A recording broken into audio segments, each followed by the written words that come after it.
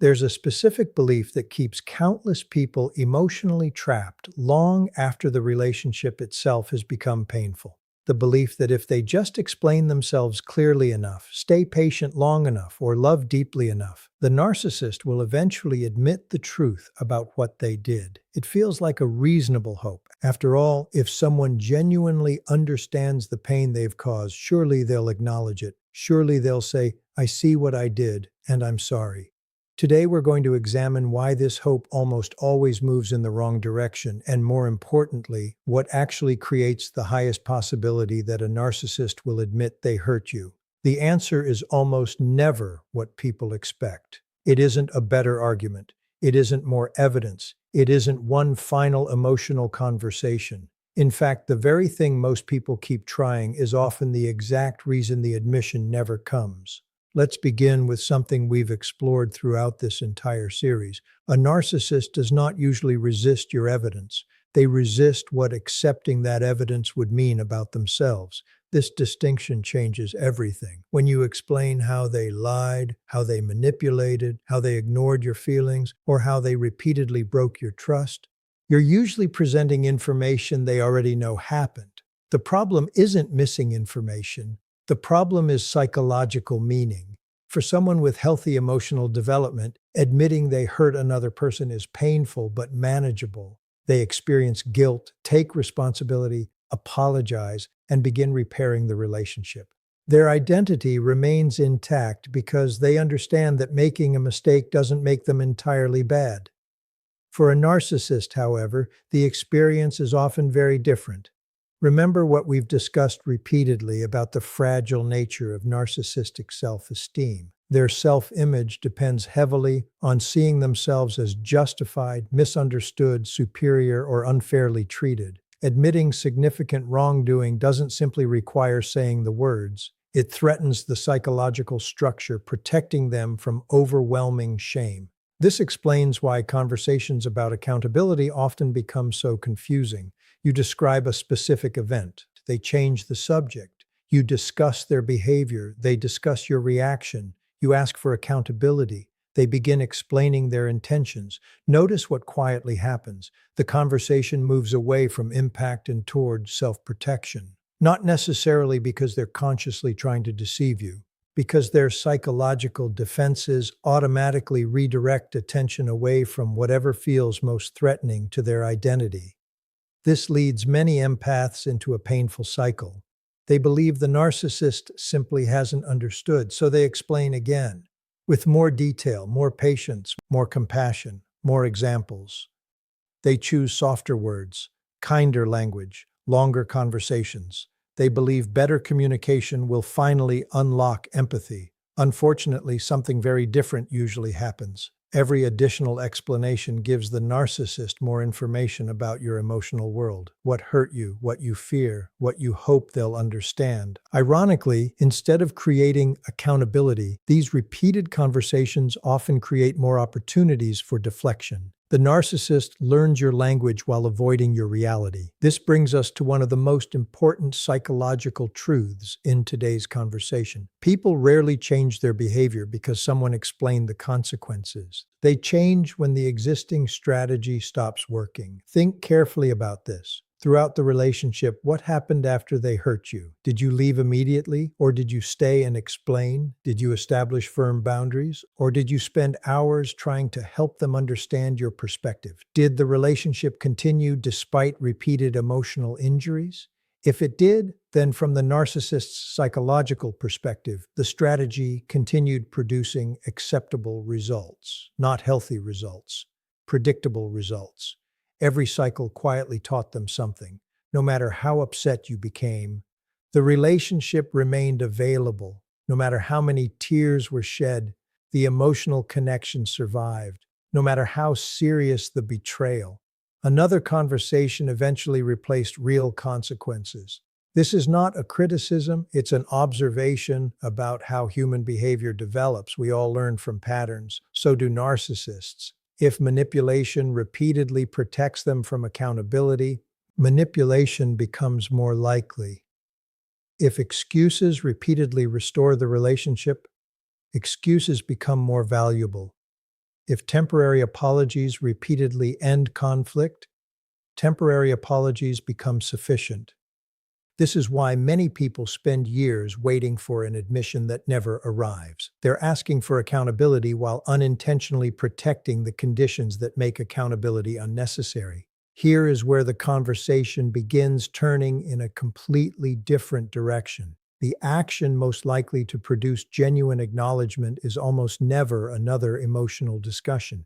It is the quiet removal of emotional access. This deserves careful explanation because it is often misunderstood. Removing emotional access does not mean punishing someone. It does not mean seeking revenge. It does not mean becoming cold or cruel. It means something much simpler. You stop participating in the emotional cycle that allowed avoidance to continue. You stop arguing about obvious facts. You stop defending your reality. You stop asking someone to validate experiences you already know happened. You stop chasing the apology, and something remarkable begins happening. For the first time, the narcissist encounters consequences that cannot be negotiated through conversation alone. The familiar emotional rhythm begins disappearing. Your attention becomes less available. Your reactions become less predictable. Your emotional energy is no longer organized around convincing them to understand. This creates a psychological experience they rarely expect. Silence begins communicating what endless explanations never could, not because silence forces accountability, but because it removes the constant opportunities for avoidance. The narcissist suddenly finds themselves facing something they have spent years escaping, the consequences of their own behavior, without someone immediately helping them emotionally regulate those consequences. And that is where the possibility of genuine acknowledgement finally begins. Not because your words became more convincing, but because your absence made denial far more difficult to maintain. If removing emotional access creates the possibility of accountability, the next question naturally becomes obvious. Why does distance sometimes succeed where years of conversations completely failed? This deserves careful examination because many people misunderstand what is actually happening during this stage. They assume the narcissist suddenly develops empathy because they finally miss you enough. Sometimes they even believe the distance itself magically changes the narcissist's personality. Neither explanation fully captures the psychology. What actually changes is the environment surrounding the narcissist's defenses. Remember something we've discussed throughout this entire series. Psychological defenses survive only as long as they continue working. When a defense consistently protects someone from uncomfortable reality, the mind keeps relying on it. But when that same defense suddenly begins producing painful consequences instead of avoiding them, something important begins happening. The defense loses its effectiveness. Throughout your relationship, the narcissist may have relied on familiar strategies: minimizing, blame shifting, deflecting, changing the subject, becoming the victim, creating confusion, offering just enough affection to restart the cycle. These strategies often worked because they successfully kept the relationship intact. Even when you were deeply hurt, the emotional connection usually survived. The conversations continued, the explanations continued, the opportunities remained. From the narcissist's perspective, there was little reason to fundamentally change. The existing strategy continued protecting them. Then something changes. You stop arguing, you stop proving your case, you stop asking them to validate what you already know happened. You quietly accept that reality does not become more true because someone finally agrees with it. This is one of the most powerful psychological shifts an empath can make. Because the moment you stop depending on their agreement, you reclaim something manipulation quietly took away: your trust in your own perception. This creates a completely unfamiliar experience for the narcissist. Earlier, every disagreement kept them emotionally connected to you.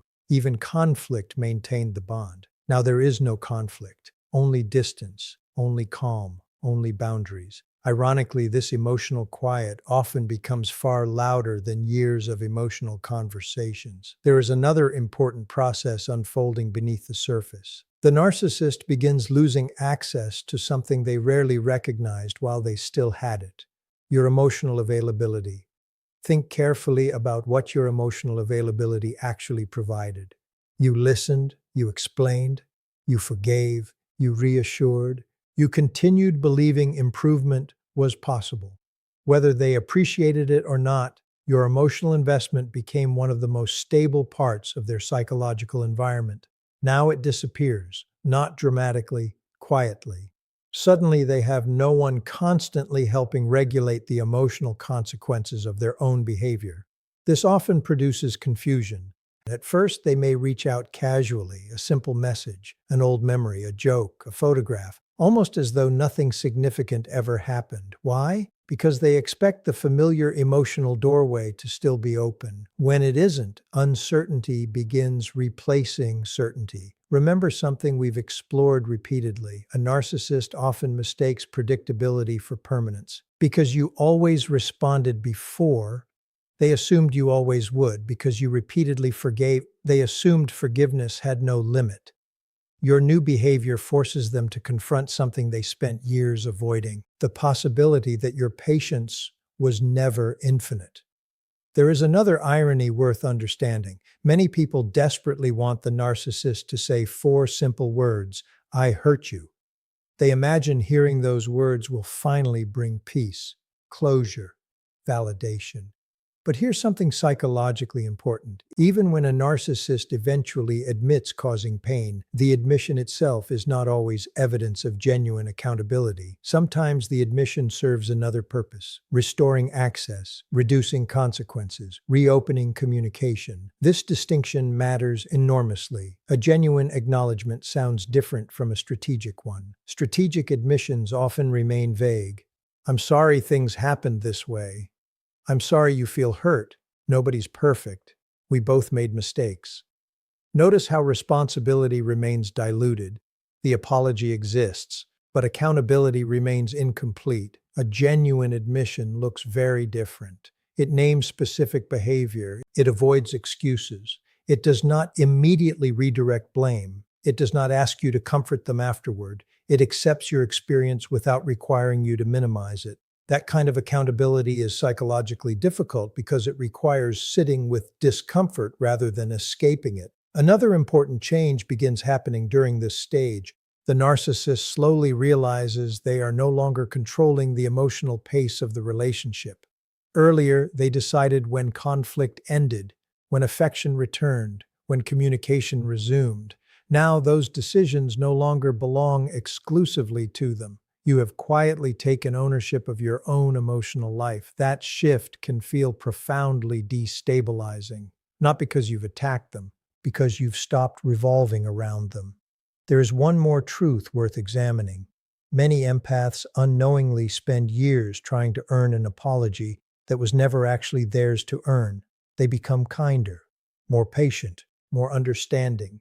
They believe becoming easier to love will finally inspire accountability. But accountability does not emerge because someone loved perfectly. It emerges when another person becomes willing to face themselves honestly. And that willingness can never be created through self-sacrifice. It must develop from within. This leads us to perhaps the most liberating realization in today's conversation. The real goal is not making the narcissist admit they hurt you. The real goal is reaching a place where your healing no longer depends upon whether that admission ever comes. Ironically, that is often the very moment the psychological dynamic begins changing. Because the person who no longer needs validation from the narcissist becomes someone the narcissist can no longer influence in the ways they once could. And that is where the deepest psychological shift begins, a shift we'll explore in part 3, where we'll examine why some narcissists finally acknowledge the pain they caused only after realizing they have permanently lost access to the person who was still willing to believe in them. If a narcissist ever genuinely admits they hurt you, it usually happens for a reason most people never expect. It happens after they realize the admission can no longer control you. This is one of the greatest psychological ironies in narcissistic relationships. For years, you may have waited for accountability. You explained your pain. You described specific incidents. You gave examples. You stayed calm. You remained patient. You hoped that one day they would simply look at you and say, "I understand what I did to you." The harder you tried to obtain that acknowledgement, however, the more difficult it often became. Why? Because every attempt communicated something the narcissist unconsciously noticed. You still needed something from them: validation, recognition, closure. As long as your emotional peace depended on receiving those things, the psychological balance of power remained largely unchanged.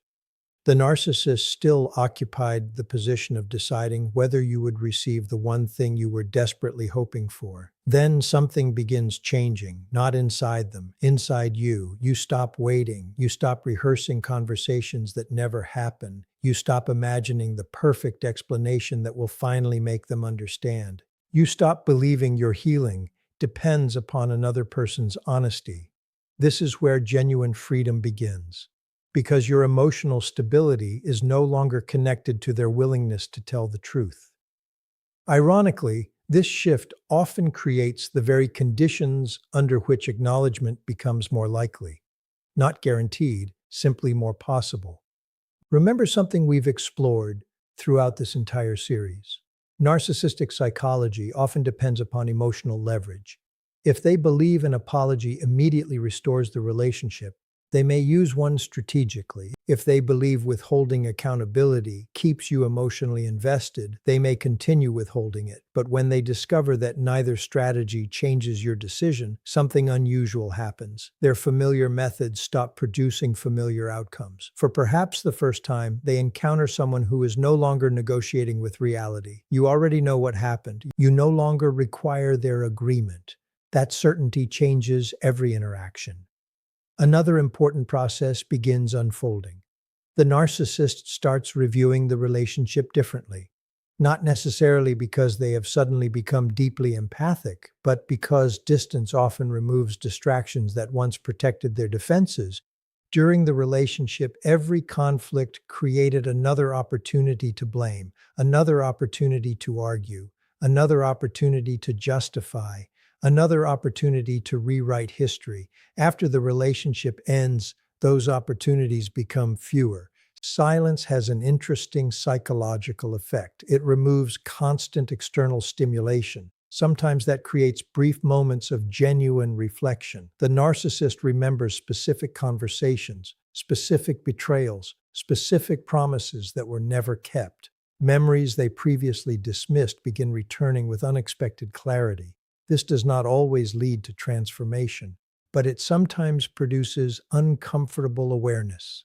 There is another irony worth understanding. Many people imagine accountability arrives as one dramatic conversation, one heartfelt confession, one emotional breakthrough. Real life rarely unfolds that way. Instead, it often appears indirectly: a message years later, a quiet admission during an unexpected conversation, a sentence that sounds almost accidental. "I know I wasn't good to you. You deserve better than what I gave you. I hurt you more than I admitted." These moments can feel profoundly emotional, but they deserve careful interpretation. An admission is meaningful. It is not automatically evidence of lasting change. Real accountability is measured less by words than by consistent behavior.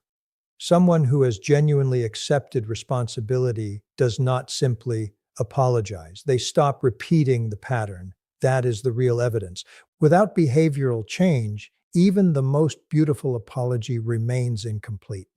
Perhaps the most surprising truth is this: by the time many narcissists finally acknowledge your pain, you no longer need them to. This deserves careful reflection. Earlier in your journey, their validation felt essential. Without it, you questioned yourself. You wondered whether you had exaggerated, whether you had misunderstood, whether your expectations had been unreasonable. Healing slowly changes those questions. You begin trusting your own memory, your own emotions, your own perception. Eventually, your experience becomes valid because you lived it, not because someone else finally confirmed it. That transformation quietly removes one of the strongest forms of psychological dependence. There is another consequence that many people overlook. When you stop seeking an admission, you also stop organizing your future around the past. Your attention returns to your own life, your own relationships, your own growth, your own peace. Instead of asking, why did they do this? You begin asking, what kind of life do I want to build now? That question changes everything because healing is never simply about understanding another person's psychology. It is about rebuilding your own, learning to trust yourself again, learning to recognize consistency, learning that emotional safety feels calm rather than confusing, learning that genuine love never requires abandoning your own reality. Perhaps this is the deepest lesson in today's conversation. The action most likely to make a narcissist admit they hurt you is not convincing them. It is becoming emotionally independent of whether they ever do, because independence removes the emotional negotiation. It removes the chase. It removes the endless cycle of explaining what should never have required explanation in the first place. And sometimes, only when the narcissist realizes they no longer have the power to rewrite your reality do they begin facing the reality they've spent years avoiding. But whether that moment ever comes is no longer the most important part of your story. The most important part is that you have already accepted something far more powerful. Your pain was real. Your intuition was not wrong. Your boundaries are not cruelty. Your healing does not require another person's permission. And perhaps the greatest victory of all is this: the day you stop waiting for the narcissist to admit they hurt you is often the very day their admission loses the power you once believed it held. Because true healing begins the moment your peace is no longer placed in the hands of the person who repeatedly took it away. One final reflection deserves careful attention because it reveals why so many people spend years chasing an admission that, even if it eventually arrives, rarely feels the way they imagined it would. Most people believe an apology changes the past. Psychologically, it cannot. An apology may acknowledge what happened, but it cannot erase the confusion you lived through, the nights you questioned your own memory, or the emotional exhaustion that accumulated one small disappointment at a time. This is why so many survivors describe an unexpected feeling after finally hearing the words they waited years to hear. Instead of overwhelming relief, they often experience quiet sadness. They realize they weren't waiting for an apology as much as they were waiting for the relationship they hoped that apology represented. And by the time the acknowledgement finally arrives, they understand that relationship no longer exists. There is another important psychological truth worth understanding. A narcissist often confuses admitting pain with losing power. As long as their identity depends on appearing blameless, every admission feels like surrender. This is why accountability can seem so frightening to them. They imagine that saying, "I hurt you," automatically means accepting complete failure as a person. Healthy psychology doesn't work this way. Emotionally mature people understand that responsibility and self-worth can exist together. They know they can acknowledge mistakes without destroying their identity. A narcissist's defenses often prevent this understanding, which is why genuine accountability remains so difficult. Ironically, the healed empath has already learned the lesson the narcissist continues resisting. The empath has learned to sit with uncomfortable truth, to admit when they were wrong, to recognize unhealthy patterns, to change. Growth always begins with honesty, and honesty requires the courage to tolerate temporary discomfort for the sake of long-term peace. Avoidance produces the opposite result. It creates temporary comfort while guaranteeing long-term suffering.